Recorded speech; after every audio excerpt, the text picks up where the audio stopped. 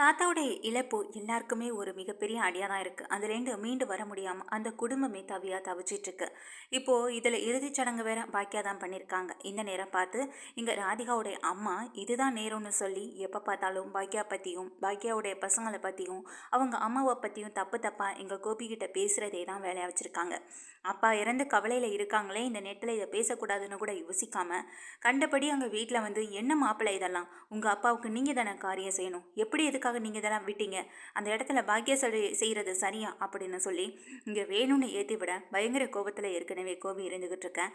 அப்போ அங்கே வர ராதிகா, இப்போ இதெல்லாம் தேவையில்லாத பேச்சுமா, வேணுமோ அதை மட்டும் பார், ஏற்கனவே உன்னால் வந்த பிரச்சனைகள் எப்போதும் தேவையில்லாமல் எதை பற்றியும் பேசிக்கிட்டு இருக்காதுன்னு சொல்ல, நான் ஒன்றும் தேவையில்லாததெல்லாம் பேசலையடி, போன தடவை நடந்தது ஏதோ தெரியாமல் நடந்துருச்சு, இதுக்காக திரும்பவும் அதே மாதிரி செய்வாங்களா என்ன, இப்போ நான் தெரிஞ்சு தானே பேசுகிறேன், நான் மட்டுமா பார்த்தேன், ஊரில் உள்ளவங்க எல்லாருமே பார்த்தாங்க, ஈமச்சடங்கு எல்லாம் அங்கே பாக்கியா தான் செய்யணுமா, ஏன் உன் புருஷன் கோபி செய்யக்கூடாதா அப்படின்ற மாதிரி சொல்ல, எங்களுக்கு தான் அந்த வீட்டில் எந்த மதிப்பும் மரியாதையும் கொடுக்குறதில்ல, இந்த மாதிரி நேரத்துலையும் கூட போய் நின்றுட்டு தான் வரணும்னு போகணுமே தவிர அவங்க எங்களுக்கு மரியாதை செய்யணுன்றதுக்காக நாங்கள் போகலைன்னு எங்கள் ராதிகாவும் சொல்லிட்டு இங்கே உள்ளே போக, அதுக்கு பிறகு இங்கே ராதிகாவுடைய அம்மா வந்து பார்த்து சொல்கிறாங்க, இங்கே பாருங்கள் மாப்பிள்ளை, எல்லாத்துலேயும் விட்டு கொடுக்கலாம், இந்த மாதிரியான விஷயங்களில் விட்டு கொடுத்து போனீங்கன்னா அப்புறம் உங்களுக்கு என்ன மரியாதை கிடைக்கும் சொல்லுங்கள், ஊரில் உள்ளவங்களாம் உங்களை பார்த்து என்ன பேசுவாங்க, பெத்த அப்பனுக்கு கூட கொல்லி வைக்க மாட்டேன்ட்டான் அப்படின்ற மாதிரி உங்களை தான் தப்பாக பேசுவாங்க, அந்த வீட்டில் உள்ளவங்களை தப்பாக பேசிட போகிறாங்க, என்ன இருந்தாலும் நீங்கள் இந்த மாதிரி விட்டுட்டு வந்தது ரொம்ப பெரிய தப்பு அப்படின்னு இங்கே நல்லா ஏற்றி விட்டுட்டு உள்ளே போய்ட்றாங்க. நம்ம நினச்சது இப்போவாது நடக்குதான்னு பார்ப்போம், எப்போதும் குடும்பம்னு தூக்கி வச்சு கொண்டாடிட்டே இருக்காரு, இனிமே இந்த குடும்பத்தை என்ன பண்ணுறாருன்னு நம்மளும் இங்கே இருந்து பார்க்க தானே போகிறோம் அப்படின்னு இங்கே ராதிகாவுடைய அம்மாவும் நினச்சிட்டு இருக்காங்க. உள்ளே போனதுக்கு பிறகு இங்கே கோபியை எட்டி பார்க்குறாங்க. கோபி பயங்கர கோபத்தில் இருக்கிறதை பார்த்துட்டு ரொம்ப சந்தோஷமாகவே உள்ளே போயிடுறாங்க. அதுக்கு பிறகு வெளியில் வர ராதிகா எங்கள் கோபியை சமாதானப்படுத்தி முதல்ல போயிட்டு குளிச்சுட்டு வாங்க கோபி அப்படின்னு சொல்ல, இல்லை ராதிகா, என்னால் எங்கள் அப்பாவை இழந்தது மிகப்பெரிய இழப்புனா, ஆனால் அதை விட இப்போ எல்லார் முன்னாடியும் எனக்கு மிகப்பெரிய தண்டனை எங்கள் அம்மா கொடுத்துட்டாங்க, அதை என்னால் ஏற்றுக்க கூட முடியலை, ஏன் இப்படி பண்ணுறாங்க மாதிரி எங்கள் கோபி ரொம்பவே புலம்ப, அதெல்லாம் விடுங்க கோபி, அவங்கள பற்றி நம்மளுக்கு எல்லாருக்கும் தெரிஞ்சது தானே, நீங்கள் கவலைப்படாதீங்க கோபி, அது ஒரு பெரிய விஷயம் இல்லை, விட்டுருங்க கோபி அப்படின்னு சொல்லி இங்கே ராதிகா வந்து என்னென்னமோ சொல்லி சமாதானப்படுத்த பார்க்குறாங்க. இவன் என்ன இப்படி இருக்கா, நானே அந்த குடும்பத்தை நேரம் பார்த்து ஏற்றி விட்டுட்டு வந்துட்டுருக்கேன், இவன் என்னடானா நேரம் கட்ட நேரத்தில் வந்து இப்போ தான் அவரோட மனசை கலைச்சிட்ருக்கான்னு நினச்சிட்டு வெளியில் வராங்க. அவள் இப்படி தான் சொல்லிட்டுருப்பான், அதுக்காக நீங்கள் சும்மா விட்டுருவீங்களா அப்படின்ற மாதிரி இங்கே ராதிகாவோட அம்மா பேச, போதும் நிறுத்துங்க, பிரச்சனை வந்தது உங்களால், இப்போது என் அம்மாவை என்னை முழுக்க முழுக்க வெறுத்தது உங்களால், இப்படி ஒரு விஷயத்தை செய்யக்கூடாதுன்னு சொன்னதும் உங்களால் மட்டும்தான், இதுக்கும் அந்த குடும்பத்துக்கும் என்ன காரணம் இருக்குன்னு நீங்கள் நினச்சிட்ருக்கீங்க, இந்த காரணத்துக்கு எல்லாமே பின்னாடி நீங்கள் மட்டும்தான் இருக்கீங்க, ஏன் இப்படி அந்த குடும்பத்து மேலே பழி சொல்கிறதே நீங்கள் ஒரு பொழப்பா வச்சிட்ருக்கீங்கன்னு எனக்கு தெரியவே இல்லைன்னு கோபி சத்தம் போட, என்னடி நான் உன் புருஷனுக்காக பேசினா கடைசியில் ஏன் மேலே குத்தம் சொல்ல வந்துட்டாரேன்னு சொல்ல, இங்கே ராதிகா எதுவுமே பேசாமல் அமைதியாக கோபியை பார்க்க, கோபி உடனே ராதிகாவோட அம்மாவை பார்த்து சொல்கிறாங்க, ஆரம்பத்துலேருந்து பிரச்சனைன்னு வந்தது உங்களால், எங்கள் அம்மா மேலே தப்பான ஒரு பழியை போட்டு ஏன் வாயாலே எங்கள் அம்மாவுக்கு எதிராக நிற்க வச்சது நீங்கள், கடைசியில் எங்கள் அம்மா என்னை முழுசாக வெறுக்கிற அளவுக்கு நடந்துக்கிட்டது நீங்கள், இல்லைன்னா கூட எங்கள் அம்மா இப்போ கூட பாக்கியாவுக்கு சப்போர்ட் பண்ணாமல் அந்த ஒரு பிரச்சனை நடக்காமல் இருந்திருந்ததுன்னா பாக்கியாவுக்கு சப்போர்ட் பண்ணி அவங்க நின்று இருக்க மாட்டாங்க, கண்டிப்பாக நீ தாண்டா இதெல்லாம் பண்ணணும்னு சொல்லி என் பக்கம் நின்றுருப்பாங்க, அது வரைக்குமே என் மேலே எங்கள் அம்மாவுக்கு தனிப்பட்ட முறையில் நிறைய பாசம் இருந்துச்சு, அது வரைக்கும் நான் என்ன ஒரு சின்ன சின்ன தப்பு பண்ணாலுமே என் பக்கத்தில் நின்று பேசிக்கிட்டு இருந்த அம்மா கடைசியில் அவங்கள ஜெயிலில் பிடிச்சு வைக்கிற அளவுக்கு போனது நீங்கள் பண்ண ஒரு சின்ன விஷயத்தால், ஒரு சின்ன தப்பால் இன்றைக்கி நான் தான் கஷ்டப்பட்டு நின்றுட்டுருக்கேன், தயவு செஞ்சு என் முன்னாடி வந்து நின்று இது மாதிரி பேசுகிறத இதோட நிறுத்திக்கோங்க, இல்லைனா நடக்கிறதே வேற, இப்போவே இந்த இடத்த விட்டு காலி பண்ணுங்க, உங்களை யார் இங்கே வர சொன்னது, எதுக்கு ராதிகா, எதுக்கு இவங்களுக்கெல்லாம் ஃபோன் பண்ணி விஷயத்த சொன்னேன், மனசளவில் ரொம்ப சந்தோஷப்படுறவங்கெல்லாம் இவங்க உண்மையிலே வந்து அழுது அவங்க கஷ்டப்பட்டு நின்றுட்டு இருந்தாங்களா, இல்லைல்ல, முதல்ல இந்த இடத்த விட்டு காலி பண்ண சொல்லணும் எங்கள் கோபி கண்டபடி திட்டுறாங்க. இதை கேட்ட ராதிகாவும், ஏமா வந்து நீ வாயை வச்சுட்டு சும்மா இருக்க மாட்டியா அப்படின்ற மாதிரி தன்னுடைய அம்மாவை திட்டுறது மட்டும் இல்லாமல், நீ முதல்ல கிளம்பு, அதான் வந்துட்ட பார்த்துட்டல போ அப்படின்னு சொல்ல, என்னடி வந்ததும் வராதுமா என்ன விரட்டுற அப்படின்ற மாதிரி சொல்கிறாங்க, நான் வேற 4-5 நாளைக்கு இங்கே தங்கிட்டு போகலாம்ல நினச்சன்ற மாதிரி சொல்ல, போதும் நீ வந்த ஒரு நாளிலே இவ்வளோ பெரிய பிரச்சனை இழுத்து வச்சுட்டேன், போக போக நீ இங்கே இருந்தனா அப்புறம் எனக்கும் அவருக்கும் தான் பிரச்சனை அதிகமாகும், நீ இப்போ முதல்ல ஊருக்கு கிளம்பி போகணும், இங்கே தன்னுடைய அம்மாவை வந்துட்டு ரொம்ப கட்டாயப்படுத்தி வீட்டிலேருந்து அனுப்பி விடுறாங்க. அதுக்கு பிறகு கோபி ரொம்ப வருத்தத்தில் இருக்கேன், நான் வீடு வரையும் போயிட்டு வரேன் ராதிகான்னு சொல்லும்போது ராதிகா சொல்கிறாங்க, இப்போ எதுக்கு கோபி அங்கே போய் என்ன பண்ண போகிறீங்க அப்படின்ற மாதிரி சொல்லி கேட்டுட்டு இருக்காங்க. இல்லை, நான் எந்த பிரச்சனையும் பண்ண மாட்டேன், நான் பிரச்சனை பண்ணுறதுக்காக போகலை. ஆனால் எனக்கு என்னமோ போல இருக்குது, அப்பா இருந்த ரூமு, அப்பா இருந்த இடம், இப்படி எல்லா விஷயங்களும் என் மனசில் வந்துட்டு போயிட்டே இருக்குது. அதனால் கொஞ்ச நேரம் நான் அங்கே போய் உட்காந்துருந்துட்டு வரேன் ராதிகான்னு சொல்லிட்டு இங்கே ராதிகாட்ட சொல்லிட்டு கோபியும் கிளம்பி தன்னுடைய வீட்டுக்கு போகிறாங்க. இங்கே போனதுக்கு பிறகு அங்கே வீட்டில் எல்லாமே கூட்டமெல்லாம் இருந்துட்டு இருக்காங்க. ஈமச்சடங்கு எல்லாமே முடிச்சுட்டு தான் பாக்கியம் வீட்டுக்கு வந்து குளிச்சுட்டு அவங்களும் வந்து இருந்துட்டு இருக்காங்க. அப்போது எங்கள் கோபியும் கோபி போயிட்டு அந்த வாசப்படியில் அங்கேயே உட்காந்து கண்ணை மூடிட்டு ரொம்ப அழுக ஆரம்பிச்சிடுறாங்க. அப்போ வெளியில் வர இனியா அவங்க அப்பாவை பார்த்தோன்னே டாடி அப்படின்னு சொல்லி ஓடி வந்து கட்டி பிடிச்சி அழுகாதடமா இனியா, இங்கே தாத்தா நம்ம கூட தான் இருந்துகிட்ருப்பாரு, நீ எதுக்கும் கவலைப்படாத, நம்ம இப்படி கஷ்டப்படுறது தாத்தாவுக்கு பிடிக்காதுல்ல, அதனால் நீ இப்படி அழுகக்கூடாது அப்படின்னு இங்கே இனியாவுக்கு தைரியம் சொல்லிட்டு இருந்துகிட்ருக்காங்க. இப்படி குடும்பத்தில் இருக்க ஒவ்வொருத்தவங்களும் அவர் பற்றின நினைவுகள்லேருந்து மில்ல முடியாமல் ரொம்ப கஷ்டத்தை அனுபவிச்சுட்டு இருக்காங்க. இப்படி அந்த நாளும் ஓடிடுது. அடுத்த நாள் வந்து இங்கே வீட்டில் எல்லாமே போட்டபடி கிடக்கு. அப்போ செல்வி வந்து கேட்குறாங்க, அக்கா அதே மாதிரி அதே நினச்சிட்டு இங்கே வீட்டில் எல்லாத்தையும் இப்படி விட்டுட்டு நீ இருந்தேன்னா என்னக்கா ஆகுறது? அங்கே ஹோட்டலுக்கும் வந்த மாதிரி இல்லை, இப்படி வீட்டிலே இருந்து என்னக்கா பண்ண போகிறேன்னு சொல்ல, எப்படி அதுலேருந்து மீள முடியாமல் இருக்கும் பொழுது என்னால் ஹோட்டலுக்கெல்லாம் வந்து நல்லபடியாக வேலை பார்க்க முடியும், நீ போய் ஹோட்டலை பார்த்துக்கோ அப்படின்னு இங்கே செல்வி அனுப்பி விடுறாங்க. என்னக்கா நான் மட்டும் எப்படிக்கான்னு சொல்லும்போது, பார்த்து கொடி அதெல்லாம் உன்னால் முடியும் அப்படின்னு சொல்லி இங்கே வந்து செல்வியை வந்து அனுப்பி விடுறாங்க.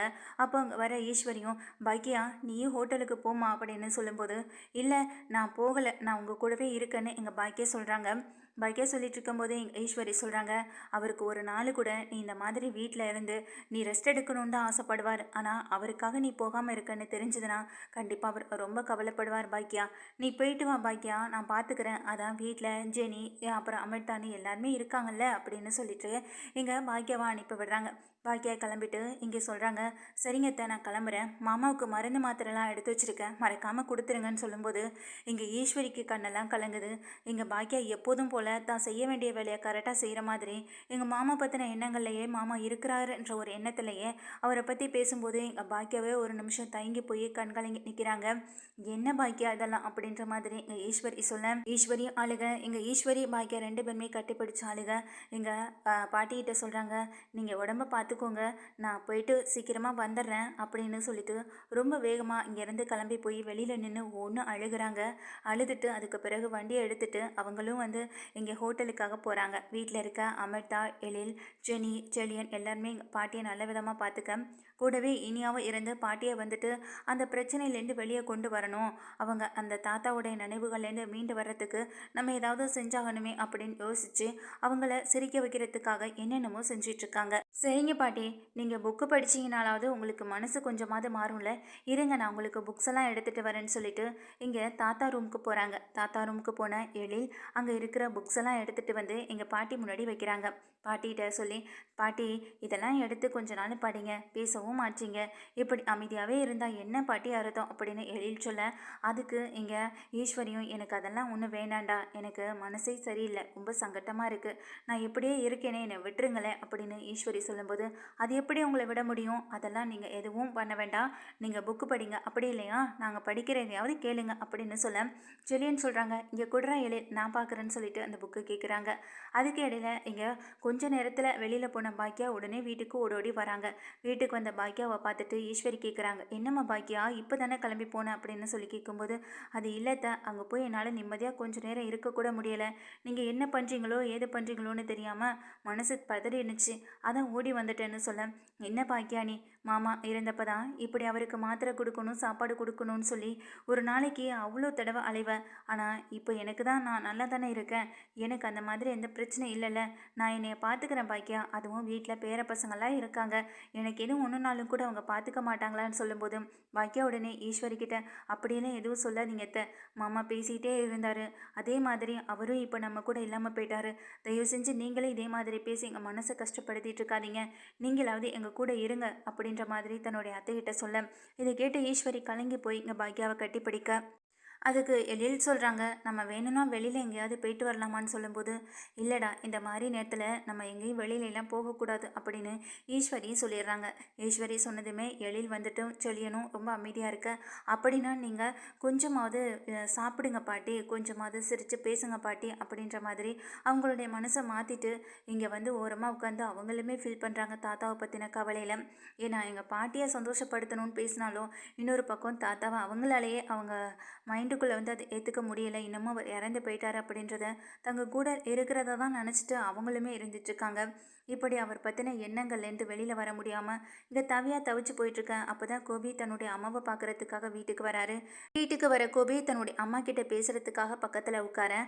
ஆனால் அங்கே உட்காந்துருக்க ஈஸ்வரி இங்கே கோபி கிட்ட முகம் கொடுத்து கூட பேச பிடிக்காமல் அங்கிருந்து கிளம்பி நேராக நின்றுட்டுருக்காங்க.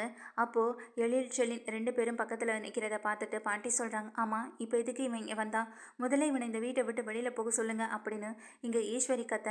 அம்மா என்னம்மா நீங்கள், நானே அப்பா போன துக்கத்துலேருந்து என்னால் கஷ்டத்தை வந்து தாங்கிக்க முடியாமல் உங்களையும் நான் பார்த்துட்டு போகணும் எப்படி இருக்கீங்கன்னு அப்படின்றதுக்காக வந்தா, என்னை எதுக்காகம்மா இப்படி வெறுத்து ஒதுக்கிறீங்க, எனக்கு இவ்வளோ பெரிய தண்டனையை கொடுத்தது பத்தாதா, இன்னமும் நீங்கள் எனக்கு தண்டனை கொடுத்துக்கிட்டே இருக்கணுமா, அதான் நான் செய்யக்கூடாதுன்னு சொல்லி பாக்கியாவே எல்லா விஷயத்தையும் செய்ய வச்சுட்டீங்களே, இதுக்கப்புறமும் என்னம்மா அப்படின்ற மாதிரி சொல்ல, நான் உனக்கு தண்டனை எதுவுமே கொடுக்கலையடா, அவர் என்ன நினச்சாரோ அதை தான் நான் செஞ்சேன், அது தண்டனை கிடையாது, அது நீயா தேடிக்கிட்ட ஒரு விஷயம் அப்படின்ற மாதிரி சொல்லும்போது எங்கள் கோபிக்கு எதுவுமே பேச முடியலை. சரிம்மா, நீங்கள் என்ன பேசுகிறதா இருந்தாலும் பேசுங்க, அடிங்க, திட்டுங்க, ஆனால் நான் அதுக்காக உங்களை பார்க்க வரதை என்றைக்குமே நிறுத்திட மாட்டேம்மா, ஏன்னா நீங்கள் என்னுடைய அம்மா அப்படின்னு சொல்கிறாங்க. அப்போ ஈஸ்வரி சொல்கிறாங்க, உன்னுடைய அம்மாவை இருந்திருந்தா நீ இப்படியெல்லாம் செஞ்சுருப்பியா, நீ இப்படியெல்லாம் என்கிட்ட நடந்திருப்பியா, நீ அன்னைக்கு அப்படி நடந்துக்கிட்ட ஒரு விஷயத்தினால தான் நான் உன்னை முழுசாக வெறுத்து ஒதுக்குனேன், அதுலேருந்து வந்த பிரச்சனை தாண்டா, அதுலேருந்து அவர் எனக்காக அழுதது, அதுக்கப்புறம் வீட்டில் நடந்த ஒவ்வொரு உன்னால் வந்த சின்ன சின்ன பிரச்சனைகளேருந்து அவர் மனசொடைஞ்சு போயிட்டாருடா, இப்படி என்னை விட்டு சீக்கிரமாக போனதுக்கு காரணமே நீ பண்ண ஒரு விஷயம் தாண்டான்னு சொல்லி எங்கள் கோபியையும் திட்டுறாங்க. நீங்கள் என்னை எவ்வளோ வேணாலும் திட்டுங்கம்மா, ஏன்னா நானுமே தப்பு பண்ணியிருக்கேன் தான், உங்களை கேட்காம ராதிகாவை கல்யாணம் பண்ணியிருக்க கூடாது தான் அப்படின்னு சொல்லும்போது, நான் நடந்து முடிஞ்ச எந்த பிரச்சனையை பற்றியும் பேச விரும்பலை, அதே போல் இந்த வீட்டுக்கு வர்றது இதுதான் நீ கடைசியாக இருக்கணும், இந்த வீட்டு பக்கமே நீ இனிமேல் வரக்கூடாது அப்படின்னு சொல்லி இங்கே தன்னுடைய மகன் கோபியை கண்டபடி திட்டி, நீ முதல்ல வீட்டை விட்டு வெளியில் போ அப்படின்னு சொல்லி வெளியில் அனுப்ப, இங்கே ஈஸ்வரியை வந்து உடனே சொல்கிறாங்க, பாக்கியா சொல்கிறாங்க, அத்தை கொஞ்சம் அமைதியாக இருங்க, நீங்கள் எதுக்காக இந்த மாதிரி நேரத்தில் டென்ஷன் ஆகிட்டு எழில் செழியா பாட்டியை முதல்ல உள்ளே கூட்டிகிட்டு போங்க அப்படின்னு சொல்லும்போது இங்கே கோபி வந்துட்டு பாக்கியாவை முறைச்சி பார்த்தபடியே வெளியில் வந்துடுறாங்க. வெளியில் வர கோபி இங்கே பாக்கியாவை பார்த்துட்டு அப்படியே முறைச்சிட்டு நிற்க, பாக்கியாவும் வெளியில் வராங்க. வெளியில் வர பாக்கியா கிட்ட இங்கே கோபி கேட்குறாங்க, நீ நினச்சதெல்லாம் நடந்துகிட்டே இருக்குல்ல, எங்கள் அப்பாவை சாகடிச்சிட்டேன், எங்கள் அம்மாவை உன் பக்கமாக இழுத்துக்கிட்டேன், இப்படி ஒன்று ஒன்றா இந்த குடும்பத்தில் நீ நினச்சதெல்லாம் சாதிச்சுட்டே இருக்கலன்னு சொல்லும்போது, இது வரைக்குமே நீங்கள் செஞ்ச தப்பை நினச்சி வருத்தப்படவும் இல்லை, அதுக்காக வருத்தப்பட போகிறதும் கிடையாது, ஆனால் அடுத்தவங்க மேலே பழி போட்டு அதுலேருந்து ஈஸியாக தப்பிச்சுக்கலான்ற ஒரு எண்ணம் மட்டும்தான் உங்களுக்குள்ளே இருந்துக்கிட்டே இருக்குது, இப்போ வரைக்கும் தான் அதையும் பண்ணிக்கிட்டு இருக்கீங்க, ஆனால் அடுத்தவங்கன்றது கடைசியாக அது நான் தானே போயிட்டேன், என் மேலே பழி போட்டால் தான் உங்களுக்கு நிம்மதியான தூக்கமும் வரும், அப்படி நீங்கள் நிம்மதியாக தூங்கணும்னா தாராளமாக என் மேலே பழி போட்டுட்டு போய் தூங்குங்க, ஆனால் அதுக்காக நீங்கள் சொல்கிறதெல்லாம் மனசில் நான் எடுத்துக்கிட்டு கவலைப்படுவேன், அதனால் உடஞ்சி போய் உட்காந்துருவேன்றதை பற்றி மட்டும் யோசிக்காதீங்க, யாரால் மாமா இப்படி ஒரு நிலைமைக்கு ஆளானார்ன்றது உங்களுக்கும் தெரியும், எனக்கும் தெரியும், என்னால் மாமாவுக்கு இதுவரை உடம்பு சரியில்லாமல் போயிருக்கா, இல்லையே, நீங்கள் எப்போ ராதிகாவை கல்யாணம் பண்ணிட்டு போனீங்களோ, இல்லை ராதிகாவை எப்போ விரும்புகிறீங்கன்னு எங்கள் மாமாவுக்கு தெரிய ஆரம்பிச்சதோ அன்னைக்கு அவருக்கு ஏற்பட்டது இந்த உடம்புல பிரச்சனை, அது உங்களுக்கு நல்லாவே தெரியுமே, உங்களால் தான் எங்கள் மாமாவுக்கு கை கால் பிடிச்சு இழுத்துக்கிட்டு மாடியிலேருந்து கீழே விழுந்த பொழுது அவர் பக்கத்தில் நீங்கள் தானே இருந்தீங்க, அப்போது நீங்கள் பிடிச்சு தள்ளி விட்டீங்கன்னு நான் சொல்லலாமே அப்படின்ற மாதிரி சொல்ல, இதை கேட்ட கோபி, ரொம்ப ஓவராக பேசாத பாக்கியா, எங்கள் அப்பாவை நானே தள்ளி விடுவேனா அப்படின்ற மாதிரி சொல்ல, உங்கள் அப்பாவுடைய மனசை நீங்கள் இந்த அளவுக்கு கஷ்டப்படுத்திருக்கீங்க, இதுக்கப்புறம் அவரை நீங்கள் தள்ளிவிட வேண்டுமா அப்படின்ற மாதிரி சொல்லிட்டு இங்கே திரும்பவும் சொல்கிறாங்க, ஆரம்பத்தில் எங்கள் மாமாவுக்கு உங்களால் தான் மிகப்பெரிய பிரச்சனை வந்தது, அதுலேருந்து அவர் மீண்டு வரவே ரொம்ப நாள் ஆனது, அதுக்கப்புறம் இங்கே அத்தையை போலீஸ் ஸ்டேஷன் அப்படி இப்படின்னு இப்படி ஏகப்பட்ட பிரச்சனைகளை வந்து உங்களால் தான் எங்கள் மாமா சந்திக்க வேண்டியிருந்தது. மாமா கடைசி வரையும் எங்கள் கூட இருப்பார், சந்தோஷமாக இருப்பார்.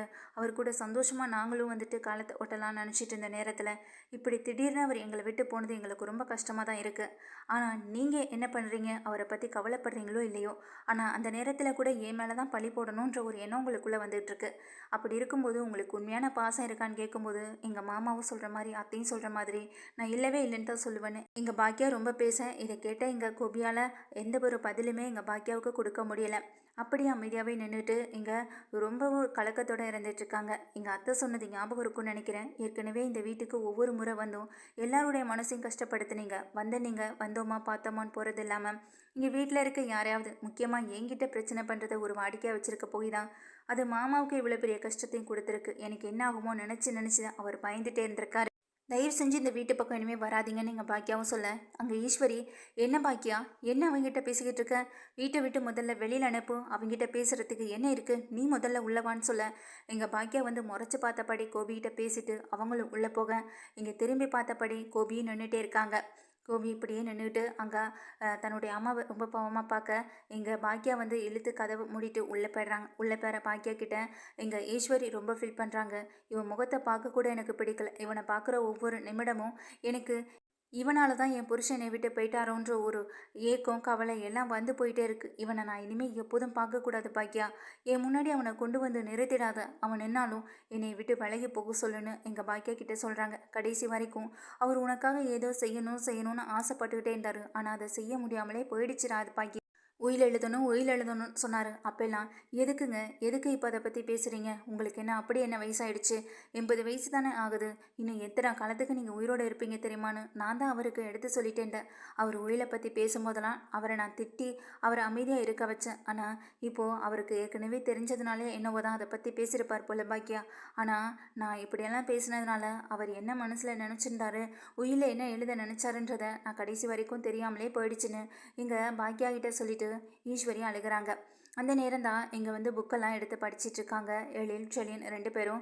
எழில் செழியன் ரெண்டு பேரும் படிக்கும்போதும் அந்த புக்கில் ஒவ்வொரு வார்த்தைகளுக்கு இடையிலையுமே வந்துட்டு ஒரு லைனாக இருக்கட்டும் இல்லை ஒரு வார்த்தையாக இருக்கட்டும் அதில் வந்து கோடு போட்டு வச்சுருக்காங்க தாத்தாவுக்கு புக்ஸ் படிக்கிற பழக்கம் நிறையவே இருக்கிறதுனால அந்த பழக்கத்துக்கு ஏற்ற மாதிரி தனக்கு எப்போனாலும் என்ன வேணாலும் நடக்கலாம் அப்படின்றதுக்காக தான் அவங்க அந்த ஒவ்வொரு வார்த்தைக்கு அடியிலையும் வந்துட்டு அடிக்கோடு போட்டு வச்சுருக்காங்க. எல்லா புக்கையுமே ரெண்டு பேரும் எடுத்துக்கிடுன்னு பார்க்குறாங்க. அதில் எல்லாத்துலேயுமே நம்பர் வைஸ் படி கீழே வந்துட்டு கோடு இது இருக்கிறதையும் கவனிக்கிறாங்க. இதை பார்த்து இங்கே உடனே என்னடா என்னாச்சுன்னு நான் வந்து பாக்கியா கேட்க, அப்போ தான் எழில் சொல்லி ரெண்டு பேருமே பார்த்துட்டு இங்கே பாருங்கம்மா, தாத்தா படித்த அத்தனை புக்ஸ்லையும் முக்கியமான வேர்டுக்கு கீழே ஏதேதோ கோடு போட்டு இருக்குமா அப்படின்னு சொல்ல, என்னடா சொல்கிறேன்னு ரொம்ப ஆச்சரியத்தோடு கேட்குறாங்க. அதுக்கு பிறகு இனியாவும் எடுத்து பார்க்குறாங்க. ஆமாம்மா, இதிலே இருக்குமா அப்படின்னு சொல்ல பாட்டியும் வாங்கி பார்க்குறாங்க. எல்லாருமே புக்ஸை பார்க்கும்போது சரி, அப்படி அவர் எதுக்காக இதெல்லாம் கோடு போட்டு வச்சுருக்காரு, அப்படி முக்கியமான வார்த்தைகள்னால் இதில் என்ன எழுதியிருக்குன்றது நல்லா தெரியும்ல, இதில் நம்பர் வைஸ் படி போட்டிருக்காருல, அந்த நம்பரை வச்சு அந்த வார்த்தைகளை எல்லாம் கொத்து ஒரு பேப்பரில் எழுதலாமேன்னு எங்கள் பாக்கியா சொல்ல, நீ சொல்கிறது தாம்மா சரின்னு எங்கள் எழில முடிவு பண்ணி ஒரு பேப்பர் எடுத்துகிட்டு நோட்டு பேனா எடுத்துகிட்டு வராங்க. அதுக்கு பிறகு செழியன் வந்து சொல்ல அதையெல்லாம் வந்துட்டு அந்த பேப்பரில் எழுதுகிறாங்க. எழுதி மொத்தமாக படிக்கும்போது தான் இங்கே ரெண்டு பேருக்கும் ரொம்ப பெரிய ஆச்சரியத்தை கொடுக்குது. அவர் என்னெல்லாம் உயிரில் எழுதணும்னு ஆசைப்பட்டாரோ அதை இங்கே ஈஸ்வரி சொன்னதுனால எழுத முடியாமல் போனாலும், ஆனால் எழுதி வைக்கணும்னு நினச்சிட்டு இருந்தவர் இந்த புக்கை படிக்கும்போதெல்லாம் அதில் ஒரு கோடு போட்டு வச்சுருந்துருக்காரு. அதை ஒரு பழக்கமாகவே வச்சுருந்தது போக தான் இப்போது அவர் திடீர்னு இறப்புக்கு பிறகும் இந்த ஒரு புக்கு மூலமாக வந்து இந்த விஷயம் வந்து தெரிய வந்திருக்கு. அதில் அவர் பாக்கியாவுக்கு என்னெல்லாம் கொடுக்கணுன்றதை பற்றி மொத்தமாகவே எழுதியிருக்காரு. இதை படித்து பார்த்த ஈஸ்வரி கண்கலங்கி நின்றுட்டுருக்காங்க. இங்கே பாக்கியாவுக்குமே எதுவுமே பேச முடியல. என்ன மாமா, இங்கே மாமாவை நினச்சி மாமா முன்னாடி ஃபோட்டோ பின்னாடி போய் நின்று இங்கே ரொம்ப அழுகிறாங்க, கதறி அழுகிறாங்க. எனக்கு எதுக்கு மாமா இந்த சொத்தெல்லாம், நான் சொத்துக்கெல்லாம் ஆசைப்பட மாட்டேன்னு உங்களுக்கே தெரியுமே அப்படின்னு சொல்ல, அதுக்கு பிறகு அந்த உயில் மட்டும் இல்லாமல் இன்னொரு புக்கில் வந்துட்டு ஒரு சின்ன லெட்டருமே இருக்குது. அதை எடுத்து இங்கே படிக்கிறாங்க எழில். எனக்கு பாக்கியா வந்துட்டு மருமக கிடையாது, அவள் என்னுடைய மகள் தான். இந்த விஷயத்த இப்போ தான் ஈஸ்வரி ஏற்றிட்டுருக்கலாம். ஆனால் எப்போ இந்த வீட்டுக்குள்ளே பாக்கியா மருமகளாக வீட்டுக்குள்ளே காலடி எடுத்து வச்சாலும் அன்னைக்கே அவளை நான் ஒரு மகளாக தான் பார்க்க ஆரம்பித்தேன். கடைசி வரைக்கும் அவள் எனக்கு துணையாகவும் எனக்கு உறுதுணையாகவும் இருந்துகிட்டு இருக்கான். அவளை நான் என்றைக்குமே கைவிட்டக்கூடாது. அதே போல் எங்கள் பாக்யாவை வந்து ஒரு நாள் இல்லை ஒரு நாள் புரிஞ்சு ஏற்றுக்கணும், அதுக்காக தான் இந்த லெட்டரை எழுதி வைக்கிறேன்னு சொல்லி கடவுள்கிட்ட பிரார்த்திக்கிற மாதிரி இங்கே ஈஸ்வரி பற்றியும் பாக்யா பற்றியும் எழுதி வச்சுருக்காங்க. என்ன தான் ஈஸ்வரி திட்டினாலும் பாக்யா இது நாள் வரைக்கும் ஈஸ்வரி மேலே கோவப்பட்டு நடந்துக்கிட்டதே கிடையாது. ஒருவேளை நான் இல்லைனாலும் கூட ஈஸ்வரியை இங்கே பாக்யா நல்லா பார்த்துப்பான்ற ஒரு நம்பிக்கை எனக்குள்ளே அதிகமாகவே இருக்குது. அதனால் என் மனசு இப்போ வரைக்கும் பாக்யாவை நினைக்கும் போது ரொம்ப சந்தோஷமாகவும் மன நிம்மதியும் இருக்குது.